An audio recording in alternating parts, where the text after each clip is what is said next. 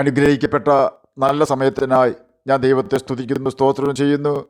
ദൈവവചനം ശ്രവിച്ചുകൊണ്ടിരിക്കുന്ന എല്ലാ ദൈവമക്കൾക്കും വീണ്ടും വരാമെന്ന് അരുളി ചെയ്തവനായ കർത്താവായ യേശു ക്രിസ്തുവിൻ്റെ തന്നെ നാമത്തിൽ ഞാൻ എൻ്റെ സ്നേഹവന്ദനം അറിയിക്കുന്നു. ഇന്നത്തെ അല്പസമയത്തെ ചിന്തയ്ക്കായി കൊരിന്ത്യർക്ക് എഴുതിയ 1-ാം ലേഖനം 16-ാം അധ്യായം 13-14 വാക്യങ്ങൾ നമുക്ക് വായിക്കാം.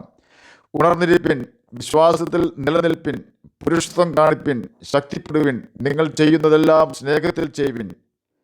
അനുഗ്രഹിക്കപ്പെട്ട വേദവാക്യമാണ് നാം കേട്ടത്. ഈ വാക്യം NIV ഇംഗ്ലീഷ് വേർഷനിൽ ഇപ്രകാരമാണ് രേഖപ്പെടുത്തിയിരിക്കുന്നത്: be on your guard, stand firm in the faith, be men of courage, be strong, do everything in love. അപ്പോസ്തലനായ പൗലോസിന് വാമൊഴിയായും വരമൊഴിയായും ഒരു വാർത്ത ലഭിച്ചത് എന്തെന്നാൽ, 1-ാം നൂറ്റാണ്ടിലെ കൊരിന്ത്യൻ സഭയിലെ ജനങ്ങളെല്ലാവരും ഓരോരുത്തരുടെ പക്ഷക്കാരായി തീർന്നിരിക്കുന്നു. ചിലർ അപ്പൊല്ലോസിൻ്റെ പക്ഷക്കാരാണെങ്കിൽ മറ്റു ചിലർ കേഫാവിൻ്റെ അഥവാ പത്രോസിൻ്റെ പക്ഷക്കാരാണ്. വേറെ ചിലർ പൗലോസിൻ്റെ പക്ഷക്കാരാണെങ്കിൽ മറ്റു ചിലർ യേശുവിൻ്റെ പക്ഷക്കാരാണ് എന്ന് കൊരിന്ത്യർക്ക് എഴുതിയ 1-ാം ലേഖനം 1-ാം അധ്യായം 12-ാം വാക്യത്തിൽ രേഖപ്പെടുത്തിയിരിക്കുന്നു. പൗലോസിൻ്റെ പക്ഷക്കാർ പൗലോസ് പറഞ്ഞാൽ മാത്രമേ അനുസരിക്കുകയുള്ളൂ. പത്രോസിൻ്റെ പക്ഷക്കാർ പത്രോസ് പറഞ്ഞത് മാത്രമേ അനുസരിക്കൂ. യേശുവിൻ്റെ പക്ഷക്കാർ യേശു പറഞ്ഞത് മാത്രമേ അനുസരിക്കൂ. തന്നെയുമല്ല, കൊരിന്ത്യ സഭയിൽ ധാർമ്മിക അധപതനം വെളിപ്പെട്ടിരിക്കുന്നു. വ്യഭിചാരികളും വിഗ്രഹാരാധികളും സഭയിൽ നിറഞ്ഞിരിക്കുന്നു. അതിനോടൊപ്പം തന്നെ ദുരു ഉപദേശവും തെറ്റായ ഉപദേശവും സഭയിൽ കടന്നുകൂടിയിരിക്കുന്നു. തന്നെയുമല്ല, സഭയിൽ ജനങ്ങളുടെ ഇടയിൽ പിണക്കമുണ്ടെന്ന് പൗലോസിന് അറിവ് കിട്ടി. ഈ വിവരങ്ങളെല്ലാം പൗലോസിന് ലഭിച്ചത് സഭയിലെ ക്ലോവയുടെ ആളുകളാലാണ് എന്ന് കൊരിന്ത്യർക്ക് എഴുതിയ 1-ാം ലേഖനം 1-ാം അധ്യായം 11-ാം വാക്യത്തിൽ രേഖപ്പെടുത്തിയിരിക്കുന്നു.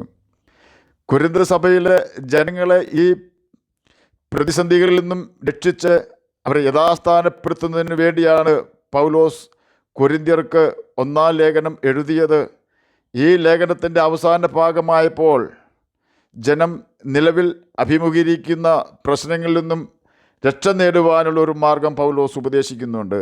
ആ മാർഗമാണ് കൊരിന്ത്യർക്ക് എഴുതിയ 1-ാം ലേഖനം 16-ാം അധ്യായം 13-14 വാക്യങ്ങളിൽ നാം കേട്ടത്. ഉണർന്നിരിപ്പിൻ, വിശ്വാസത്തിൽ നിലനിൽപ്പിൻ, പുരുഷത്വം കാണിപ്പിൻ, ശക്തിപ്പെടുവിൻ, നിങ്ങൾ ചെയ്യുന്നതെല്ലാം സ്നേഹത്തിൽ ചെയ്യുവിൻ. ഇതായിരുന്നു സഭാജനങ്ങളെ അവരുടെ പ്രതിസന്ധിയിൽ നിന്നും രക്ഷിക്കുവാനായി പൗലോസ് കൊടുത്ത ഉപദേശം. കൊരിന്ത്യർക്ക് എഴുതിയ 1-ാം ലേഖനം 16-ാം അധ്യായം 13-14 വാക്യങ്ങളാണ് നാം കേട്ടത്. ഈ വാക്യത്തെക്കുറിച്ച് അല്പം ചില കാര്യങ്ങൾ നമുക്ക് പഠിക്കാം.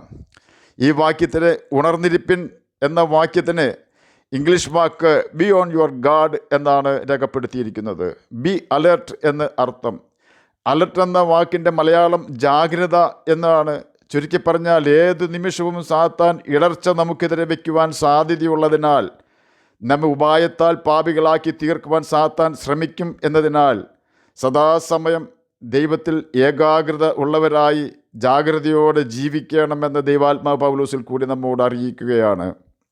വിഷം കുടിച്ചാൽ നമ്മുടെ ആത്മാവ് ശരീരത്തിൽ നിന്നും നഷ്ടപ്പെടുന്ന മരണം നടക്കുമെങ്കിൽ, നാം പാപം ചെയ്താൽ നമ്മുടെ ആത്മാവ് ദൈവത്തിൽ നിന്നും അഥവാ നമ്മുടെ ആത്മാവിൽ നിന്നും ദൈവാത്മാവ് നഷ്ടപ്പെടും എന്ന് നാം ഓർക്കണം.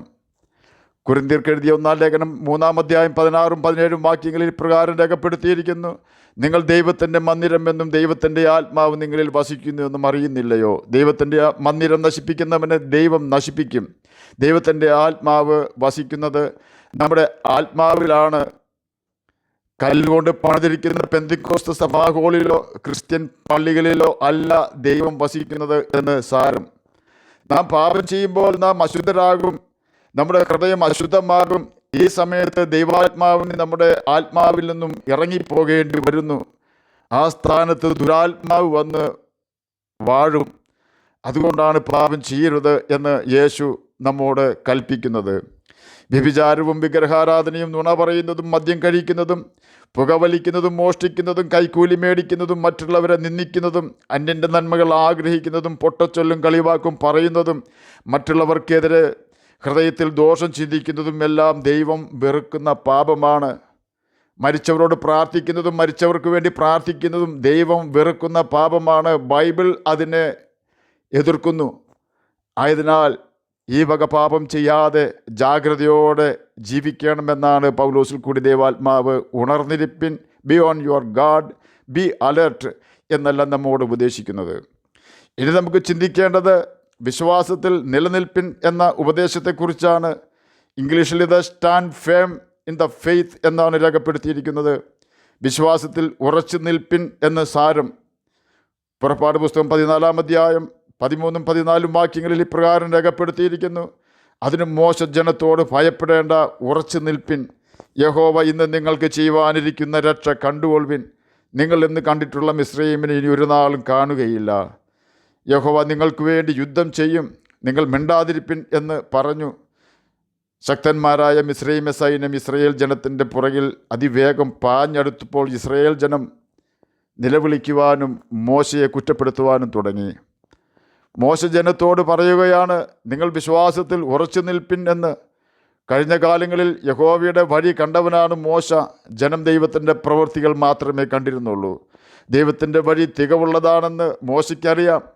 മോശ ദൈവത്തിൽ വിശ്വസിച്ചിരുന്നു. കാരണം ദൈവം മോശയ്ക്ക് കൊടുത്ത വാക്കുകളൊന്നുപോലും വിട്ടുകളയാതെ നിവർത്തിച്ചതിനാലാണ് ചെങ്കടൽക്കരയിൽ മോശ എത്തി നിൽക്കുന്നത്. ദൈവത്തിനൊരു ഉദ്ദേശം ഉള്ളതുകൊണ്ടാണ് അവരെ പിന്തുടരുവാൻ ദൈവം മിസ്രയീമ്യരെ അനുവദിച്ചതെന്ന് മോശയ്ക്ക് അറിയാമായിരുന്നു. 9 ബാധകൾക്ക് ശേഷവും ഫറവോൻ്റെ ഹൃദയം കഠിനപ്പെടുത്തിയപ്പോൾ ദൈവം മോശയോട് പറഞ്ഞിരുന്നു, ഞാൻ ഫറവോൻ്റെ ഹൃദയം കഠിനപ്പെടുത്തും, അവൻ നിങ്ങളെ വിട്ടയക്കുകയില്ല എന്ന്. എന്നാൽ ചെങ്കടലിനടുത്ത് എത്തിയപ്പോൾ മിസ്രയീമ സൈന്യത്തിൻ്റെ വരവ് ദൈവം മോശയ്ക്ക് വെളിപ്പെടുത്തി കാണുകയില്ല എന്നതിനാൽ മോശയ്ക്കും അല്പം ഭയം ഉണ്ടായോ എന്ന് ഞാൻ സംശയിക്കുന്നു. എന്നാൽ ദൈവം മോശയോട് പറയുകയാണ്, നീ ഇങ്ങനെ നിലവിളിക്കുന്നത് എന്ത്? നിൻ്റെ വടി സമുദ്രത്തിന് നേരെ നീട്ടുക. അവനപ്രകാരം ചെയ്തപ്പോൾ ചെങ്കടലിൽ വിശാലമായ വഴി ഉണ്ടായി. എന്നെ കേൾക്കുന്ന പ്രിയ ദൈവമകനെ, ദൈവമകളെ, വഴി അടഞ്ഞു എന്ന് നമുക്ക് തോന്നുമ്പോൾ ദൈവത്തോട് നാം നിലവിളിക്കാമെങ്കിൽ അന്നുവരെയും കണ്ടിട്ടില്ലാത്ത പുതിയ വഴി കാണുമാറാക്കുന്നവനാണ് കർത്താവായ യേശു ക്രിസ്തു അഥവാ യഹോവയാ ദൈവം. ജീവിതത്തിൽ എല്ലാ സാഹചര്യങ്ങളും അനുകൂലമാണ് എന്ന് ചിന്തിച്ചിരിക്കുമ്പോഴാണ് സാത്താൻ നമ്മുടെ വിശ്വാസം ചോരുവാൻ തക്ക പ്രതികൂലം നമ്മിൽ കൊണ്ടുവരുന്നത്. ആയതിനാൽ നമ്മുടെ കണ്ണ് എപ്പോഴും വിശ്വാസത്തിൻ്റെ നായകനും പൂർത്തി വരുത്തുന്നവനുമായ കർത്താവായ യേശു ക്രിസ്തുവിൻ്റെ കണ്ണിൽ തന്നെ ആയിരിക്കണം. എന്നാൽ നമുക്ക് പാപം ചെയ്യാതെ വിശ്വാസത്തിൽ നിലനിൽക്കുവാൻ കഴിയും. ഇനി നമുക്ക് ചിന്തിക്കുവാനുള്ളത് പുരുഷത്വം കാണിപ്പിൻ എന്ന ഉപദേശത്തെക്കുറിച്ചാണ്. പുരുഷത്വം കാണിപ്പിൻ എന്നതിന് ഇംഗ്ലീഷിൽ ബി മെച്വർ അഥവാ ബി മെൻ ഓഫ് കറേജ് എന്നാണ് രേഖപ്പെടുത്തിയിരിക്കുന്നത്. ആത്മീക പക്വത പ്രാപിപ്പിൻ എന്നാണ് ഇതിന് അർത്ഥം. ദൈവവചനം വായിക്കുകയും അനുസരിക്കണമെന്ന് അതിൽ എഴുതിയിരിക്കുന്ന കാര്യങ്ങൾ നാം അനുസരിക്കുകയും ചെയ്താൽ യേശുവിൻ്റെ വാഗ്ദാനമാണ് യേശു നമ്മിൽ വസിക്കും എന്നുള്ളത്. യേശു നമ്മിൽ വസിക്കുമ്പോൾ നമ്മേക്കാൾ ഭംഗിയായി മറ്റുള്ളവർ കാര്യങ്ങൾ ചെയ്യുമ്പോൾ നാം അവരെ കൂടുതൽ നല്ല രീതിയിൽ കാര്യങ്ങൾ ചെയ്യുവാൻ പ്രോത്സാഹിപ്പിക്കും. യേശു പറഞ്ഞു, എന്നിൽ വിശ്വസിക്കുന്നവൻ ഞാൻ ചെയ്തതിലും വലിയ കാര്യങ്ങൾ ചെയ്യുമെന്ന്, ഞാൻ ചെയ്തതിലും അധികം ചെയ്യും എന്ന്. മറ്റുള്ളവരെ തരം താഴ്ത്തുവാനോ മറ്റുള്ളവരെ അംഗീകരിക്കാതിരിക്കുവാനോ ആത്മീക പക്വത വന്ന ഒരാൾക്ക് കഴിയുകയില്ല. ആത്മീക പക്വത വന്നവർ എല്ലാവരെയും അംഗീകരിക്കും. അവർ പക്ഷം പിടിക്കുവാനോ പക്ഷത്തിന് ലീഡറാകുവാനോ ഒരിക്കലും ശ്രമിക്കുകയില്ല.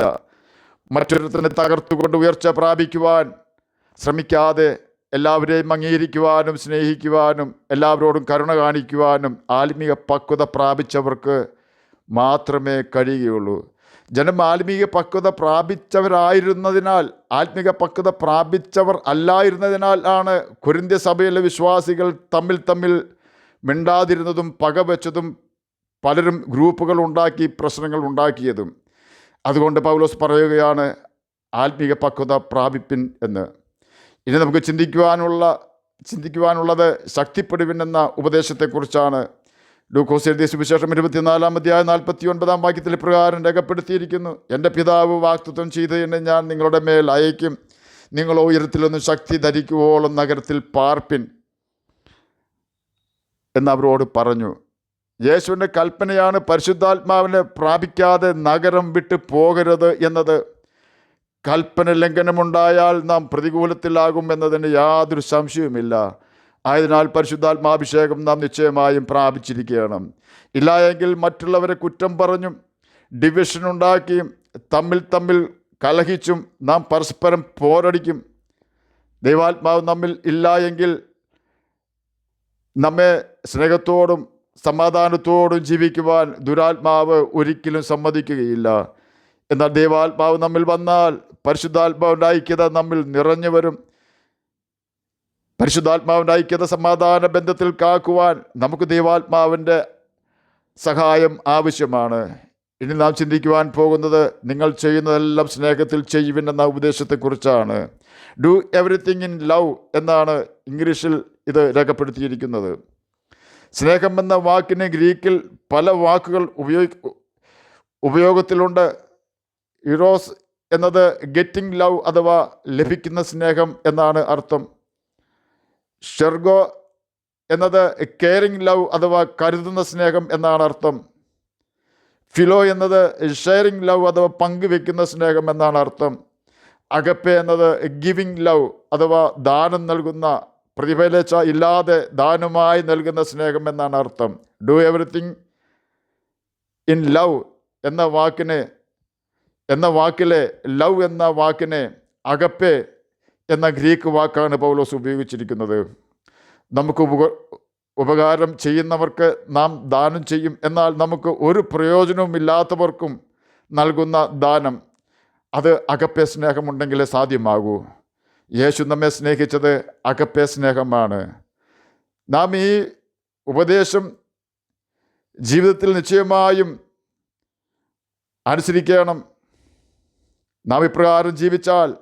നാം ഈ ഉപദേശപ്രകാരം ജീവിച്ചാൽ പാപ സ്വഭാവങ്ങളായ പക്ഷം പിടിക്കുന്ന സ്വഭാവവും ഗ്രൂപ്പുകൾ ഉണ്ടാക്കുന്ന സ്വഭാവവും സകലവിധ പാപ സ്വഭാവവും നമ്മിൽ നിന്ന് മാറിപ്പോവുകയും യേശുവിൻ്റെ സ്വഭാവം നമ്മിൽ വ്യാപരിക്കുകയും എല്ലാവരോടും ക്ഷമിക്കുവാനും കരുണ കാണിക്കുവാനും നമുക്ക് കഴിയുകയും ചെയ്യുന്നു. തന്നെയുമല്ല പരിശുദ്ധാത്മാവിൻ്റെ ഐക്യത സമാധാന ബന്ധത്തിൽ കാക്കുവാൻ ആത്മീയ പക്വത നമ്മെ സഹായിക്കുകയും ചെയ്യുന്നു. ആകയാൽ നമുക്ക് ആത്മീയ പക്വത ദൈവാത്മാവിൽ നിന്നും പ്രാപിക്കാം. പാപത്തെ വെറുത്ത് നമുക്ക് ജീവിക്കാം. ദൈവത്തിൻ്റെ കൽപ്പനകൾ അനുസരിച്ച് ജീവിക്കുകയും സകലരോടും കരുണ കാണിക്കുകയും ക്ഷമിക്കുകയും ചെയ്തുകൊണ്ട് നിത്യജീവനെ പ്രാപിക്കാം. അതിന് കർത്താവ് നമ്മെ സഹായിക്കട്ടെ എന്ന് പ്രാർത്ഥിച്ചുകൊണ്ട് ഞാൻ എൻ്റെ വാക്കുകളിൽ നിന്ന് വിരമിക്കുന്നു. നമുക്ക് പ്രാർത്ഥിക്കാം. ഞങ്ങളെ സ്നേഹിക്കുന്ന സ്വർഗീയ പിതാവേ, നല്ല വചനത്തിനായി ഇങ്ങനെ സ്തുതിക്കുന്നു, സ്തോത്രം ചെയ്യുന്നു. എന്നെ കേൾക്കുന്ന ഏതെങ്കിലും പ്രിയപ്പെട്ടവർ ഹൃദയത്തിൽ അസ്വസ്ഥരായിരിക്കുന്നെങ്കിൽ അങ്ങ് അവർക്ക് സമാധാനം കൊടുക്കണമേ, പ്രത്യാശ കൊടുക്കണമേ. അങ്ങയുടെ വചനം വായിക്കുവാനും ഗ്രഹിക്കുവാനും അതിന് പ്രകാരം ജീവിക്കുവാനും മടിയനെ കേൾക്കുന്ന അങ്ങനെ കുഞ്ഞുങ്ങളെ സഹായിക്കണമേ. രോഗത്താൽ ഭാരപ്പെടുന്നവർക്ക് രോഗസൗഖ്യം കൊടുക്കണമേ. കടഭാരമുള്ളവരുടെ കടഭാരം മാറ്റി കൊടുക്കണമേ. സ്വന്തമായി വീടില്ലാത്തവർക്ക് വീട് കൊടുക്കണമേ. പ്രത്യാശയില്ലാതെ ജീവിക്കുന്നവർക്ക് പ്രത്യാശ കൊടുക്കണമേ. മരണഭയമുള്ളവർക്ക് മരണഭയം മാറ്റി കൊടുക്കണമേ. പ്രാർത്ഥന കേട്ടതിനായി സ്തോത്രം, യേശുവിൻ്റെ നാമത്തിൽ തന്നെ ആമേൻ. കർത്താവ് എല്ലാവരെയും അനുഗ്രഹിക്കട്ടെ. സ്തോത്രം.